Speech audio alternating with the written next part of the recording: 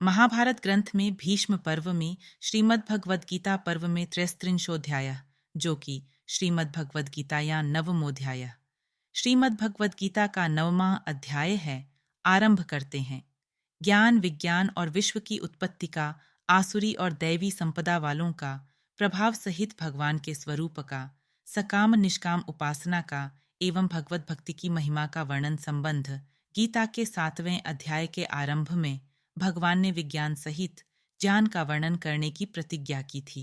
उसके अनुसार उस विषय का वर्णन करते हुए अंत में ब्रह्म, अध्यात्म, कर्म, अधिभूत, अधिदैव और अधियज्ञ के सहित भगवान को जानने की एवं अंत काल के भगवत चिंतन की बात कही। इस पर 8वें अध्याय में अर्जुन ने उन तत्वों को और अंतकाल की उपासना के विषय को समझने के लिए 7 प्रश्न कर दिए।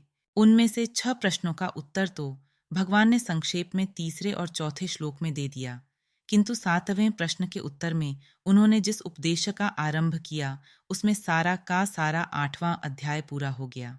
इस प्रकार 7वें अध्याय में आरंभ किए हुए विज्ञान सहित ज्ञान का सांगोपांग वर्णन न होने के कारण उसी विषय को भली भांति समझाने के उद्देश्य से भगवान इस 9वें अध्याय का आरंभ करते हैं तथा 7वें अध्याय में वर्णित उपदेश के साथस इसका घनिष्ठ संबंध दिखलाने के लिए पहले श्लोक में पुनः उसी विज्ञान सहित ज्ञान का वर्णन करने की प्रतिज्ञा करते हैं। श्री भगवान बोले, तुझ दोष दृष्टि रहित भक्त के लिए इस परम गोपनीय विज्ञान सहित ज्ञान को पुनः भली भांति कहूंगा, जिसको जानकर तू दुख रूप संसार से मुक्त हो जाएगा। 1. यह विज्ञान सहित ज्ञान सब विद्याओं का राजा, सब गोपनीयों का राजा, अति पवित्र, अति उत्तम, प्रत्यक्ष फल वाला, धर्मयुक्त साधन करने में बद्धा, सुगम, सात और अविनाशी है। 2. संबंध। जब विज्ञान सहित ज्ञान की इतनी महिमा है और इसका साधन भी इतना सुगम है, तो फिर सभी मनुष्य इसे धारण क्यों नहीं करते? इस जिज्ञासा पर अश्रद्धा को ही इसमें प्रधान कारण दिखलाने के लिए भगवान अब इस पर श्रद्धा न करने वाले मनुष्यों की निंदा करते हैं। है परंतप इस उपर्युक्त धर्म में श्रद्धा रहित पुरुष मुझको न प्राप्त होकर मृत्यु रूप संसार चक्र में भ्रमण करते रहते हैं। 3. संबंध। पूर्व श्लोक में भगवान ने जिस विज्ञान सहित ज्ञान का उपदेश करने की प्रतिज्ञा की थी तथा जिसका महात्म्य वर्णन किया था, अब उसका आरंभ करते हुए वे सबसे पहले प्रभाव के साथ अपने निराकार स्वरूप के तत्व का वर्णन करते हैं। मुँह निराकार परमात्मा से यह सब विश्व दो जल से बर्फ के सदृश परिपूर्ण है तीय, और सब भूत मेरे अंतर्गत संकल्प के आधार स्थित हैं। फारे, किंतु वास्तव में मैं उनमें स्थित नहीं हूँ। सांद। 4. वे सब भूत मुझ में स्थित नहीं हैं, किंतु मेरी ईश्वरीय योग शक्ति को देख साथ कि भूतों का धारण पोषण करने वाला और भूतों को उत्पन्न करने वाला भी मेरा आत्मा वास्तव में भूतों में स्थित नहीं है। 5. जैसे आकाश से उत्पन्न सर्वत्र विचरने वाला महान वायु सदा आकाश में ही स्थित है, वैसे ही मेरे संकल्प द्वारा उत्पन्न होने से संपूर्ण भूत मुझ में स्थित हैं, ऐसा जानूं। 6. संबंध। विज्ञान सहित ज्ञान का वर्णन करते हुए भगवान ने यहाँ तक प्रभाव सहित अपने निराकार स्वरूप का तत्व समझाने के लिए अपने को सब में व्यापक, सबका आधार, सबका उत्पादक, असंग और निर्विकार बतलाया। अब अपने भूत भावन स्वरूप का स्पष्टीकरण करते हुए सृष्टि रचनादि कर्मों का तत्व समझाते हैं। हे अर्जुन, कल्पों के अंत में सब भूत मेरी प्रकृति को प्राप्त होते हैं, वात्या अर्थात प्रकृति में लीन होते हैं, और कल्पों के आदि में उनको मैं फिर रचता हूँ। मत। 7. अपनी प्रकृति को अंगीकार से करके स्वभाव के बल से प्रतंत्र हुए इस संपूर्ण भूत समुदाय को बार बार उनके कर्मों के अनुसार रचता हूँ। 7. 8. संबंध। इस प्रकार विश्व रचनादि समस्त कर्म करते हुए भी भगवान उन कर्मों के बंधन में क्यों नहीं पड़ते? अब यही तत्व समझाने के लिए भगवान कहते हैं, है अर्जुन, उन कर्मों में आसक्ति रहित और उदासीन के सदृश स्थित मुझ परमात्मा को वे कर्म नहीं बांधते। 9. है अर्जुन, मुझ अधिष्ठाता के सकाश से प्रकृति चराचर सहित सर्व विश्व को रचती है, और इस हेतु से ही यह संसार चक्र घूम रहा है। 10. संबंध। अपनी प्रतिज्ञा के अनुसार विज्ञान सहित ज्ञान का वर्णन करते हुए भगवान ने चौथे से छठे श्लोक तक प्रभाव सहित सगुण निराकार स्वरूप का तत्व समझाया। फिर 7वें से 10वें श्लोक तक सृष्टि रचनादि समस्त कर्मों में अपनी असंगता और निर्विकारता दिखलाकर उन कर्मों की दिव्यता का तत्व बतलाया।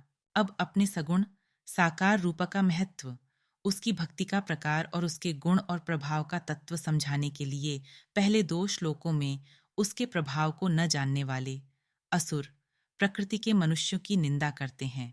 मेरे परम भाव को न जानने वाले मूढ़ लोग मनुष्य का शरीर धारण करने वाले मुझ संपूर्ण भूतों के महान ईश्वर को तुच्छ समझते हैं, अर्थात अपनी योग माया से संसार के उद्धार के लिए मनुष्य रूप में विचरते हुए मुझ परमेश्वर को साधारण मनुष्य मानते हैं। 11 व्यर्थ आशा, व्यर्थ कर्म और व्यर्थ ज्ञान वाले विक्षिप्त चित्त अज्ञानी जन राक्षसी, आसुरी और मोहिनी प्रकृति को ही धारण किए रहते हैं। 12 संबंध, भगवान का प्रभाव न जानने वाले आसुरी प्रकृति के मनुष्यों की निंदा करके अब सगुण रूप की भक्ति का तत्व समझाने के लिए भगवान के प्रभाव को जानने वाले दैवी प्रकृति के आश्रित उच्च श्रेणी के अनन्य भक्तों के लक्षण बतलाते हैं। परंतु हे कुंती पुत्र, दैवी प्रकृति के आश्रित 7 महात्मा जन मुझको सब भूतों का सनातन कारण और नाश रहित अक्षर स्वरूप जानकर अनन्य मन से युक्त होकर निरंतर भजते हैं। 13 दृढ़ निश्चय वाले भक्तजन निरंतर मेरे नाम और गुणों का कीर्तन पाठ करते हुए तथा मेरी प्राप्ति के लिए यत्न करते हुए और मुझको बार बार प्रणाम सिद्ध करते हुए सदा मेरे ध्यान में युक्त होकर अनन्य प्रेम से मेरी उपासना करते हैं। सीता। 14 संबंध, भगवान के गुण प्रभाव आदि को जानने वाले अनन्य प्रेमी भक्तों के भजन का प्रकार बतलाकर अब भगवान उनसे भिन्न श्रेणी के उपासकों की उपासना का प्रकार बतलाते हैं। दूसरे ज्ञान योगी मुझ निर्गुण निराकार ब्रह्म का ज्ञान यज्ञ के द्वारा अभिन्न भाव से पूजन करते हुए भी मेरी उपासना करते हैं, और दूसरे मनुष्य बहुत प्रकार से स्थित मुझ विराट स्वरूप परमेश्वर की पृथक भाव से उपासना करते हैं। 15 संबंध, समस्त विश्व की उपासना भगवान की ही उपासना कैसे है, यह स्पष्ट समझाने के लिए अब 4 श्लोकों द्वारा भगवान इस बात का प्रतिपादन करते हैं कि समस्त विश्व मेरा ही स्वरूप है। क्रतु मैं हूँ, यज्ञ मैं हूँ, स्वधा मैं हूँ, औषधि मैं हूँ, मंत्र मैं हूँ, घृत मैं हूँ, अग्नि मैं हूँ और हवन रूप क्रिया भी मैं ही हूँ। 16 श्रौत कर्म को क्रतु कहते हैं। पंचमहायज्ञादि स्मार्त कर्म यज्ञ कहलाते हैं। पितरों के निमित्त प्रदान किया जाने वाला अन्न स्वधा कहलाता है। अग्नि से यहाँ गार्हपत्य, आहवनीय और दक्षिणाग्नि आदि सभी प्रकार के अग्नि समझने चाहिए। अभिप्राय यह कि यज्ञ, श्राद्ध आदि शास्त्रीय शुभ कर्म में प्रयोजनीय समस्त वस्तुएं, तत्संबंधी मंत्र जिनमें यज्ञादि किए जाते हैं, वे अधिष्ठान तथा मन, वाणी, शरीर से होने वाली तद्विषयक समस्त चेष्टाएं से सब भगवान के ही स्वरूप हैं। इस संपूर्ण विश्व का धाता अर्थात धारण करने वाला एवं कर्मों के फल को देने वाला पिता, माता, 6 पितामह, 7 जानने योग्य पवित्र 8 ओंकार नई तथा ऋग्वेद, सामवेद और यजुर्वेद भी मैं ही हूँ। 10 17 प्राप्त होने योग्य परम धाम, भरण पोषण करने वाला, सबका स्वामी, शुभाशुभक्त देखने वाला, सबका वासस्थान, शरण लेने योग्य, प्रत्युपकार न चाहकर हित करने वाला, सबकी उत्पत्ति, प्रलय का हेतु, स्थिति का आधार, निदानद और अविनाशी कारण भी मैं ही हूँ। 18 मैं ही सूर्य रूप से तपता हूँ, वर्षा का आकर्षण करता हूँ और उसे बरसाता हूँ। हे अर्जुन, मैं ही अमृत 5 और मृत्यु से हूँ और सत असत भी मैं ही हूँ। 19 संबंध, 13वें से 15वें श्लोक तक अपने सगुण, निर्गुण और विराट रूप की उपासनाओं का वर्णन करके भगवान ने 19वें श्लोक तक समस्त विश्व को अपना स्वरूप बतलाया। समस्त विश्व मेरा ही स्वरूप होने के कारण इंद्रादि अन्य देवों की उपासना भी प्रकारांतर से मेरी ही उपासना है, परंतु ऐसा न जानकर फलासक्तिपूर्वक पृथक पृथक भाव से उपासना करने वालों को मेरी प्राप्ति न होकर विनाशी फल ही मिलता है। इसी बात को दिखलाने के लिए अब 2 श्लोकों में भगवान उस उपासना का फल सहित वर्णन करते हैं। तीनों वेदों में विधान किए हुए सकाम कर्मों को करने वाले, सोमरस को पीने वाले, पापरहित पुरुष मुझको यज्ञों के द्वारा पूजकर स्वर्ग की प्राप्ति चाहते हैं।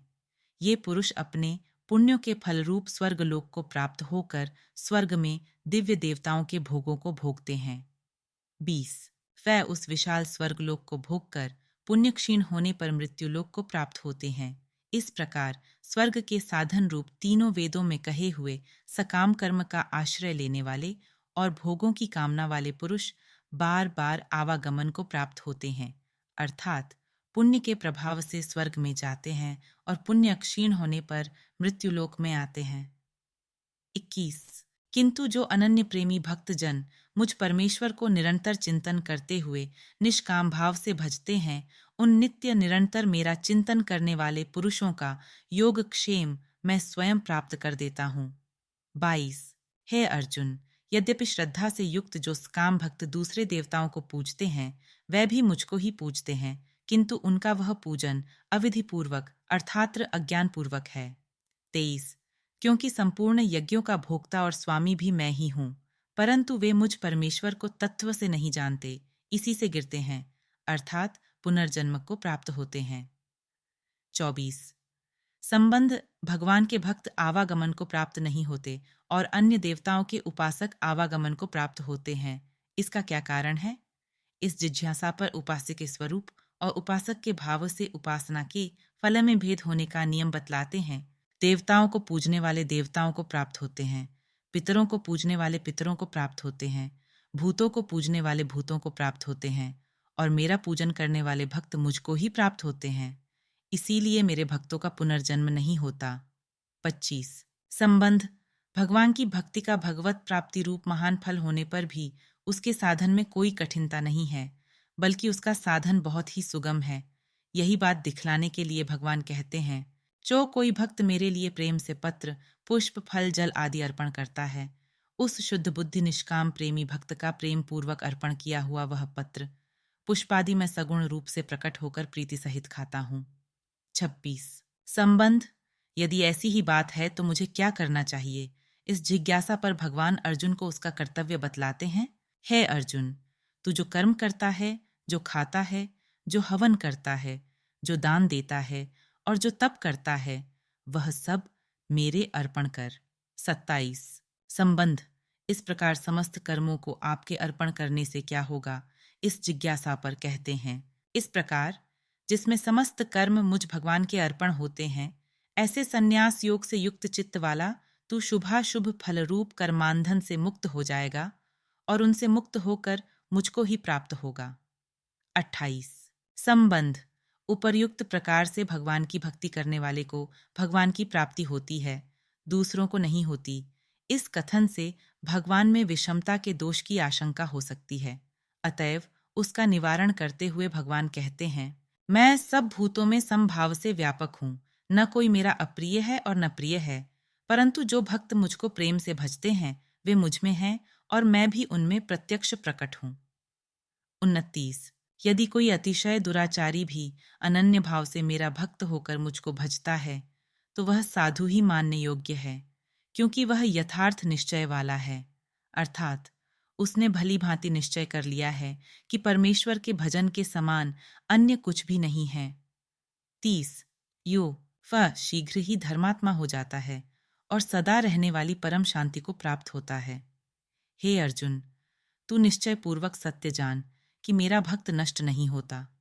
31 संबंध अब 2 श्लोकों में भगवान अच्छी बुरी जाति के कारण होने वाली विषमता का अपने में अभाव दिखलाते हुए शरणागति रूप भक्ति का महत्व प्रतिपादन करके अर्जुन को भजन करने की आज्ञा देते हैं।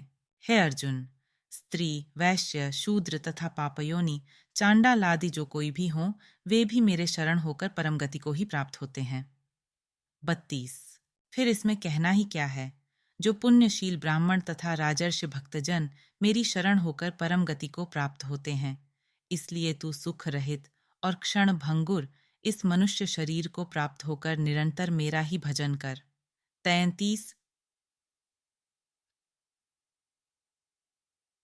संबंध पिछले श्लोक में भगवान ने अपने भजन का महत्व दिखलाया और अंत में अर्जुन को भजन करने के लिए कहा, अतएव अब भगवान अपने भजन का अर्थात शरणागति का प्रकार बतलाते हुए अध्याय की समाप्ति करते हैं। मुझ में मन वाला हो, मेरा भक्त बन, मेरा पूजन करने वाला हो, मुझको प्रणाम कर।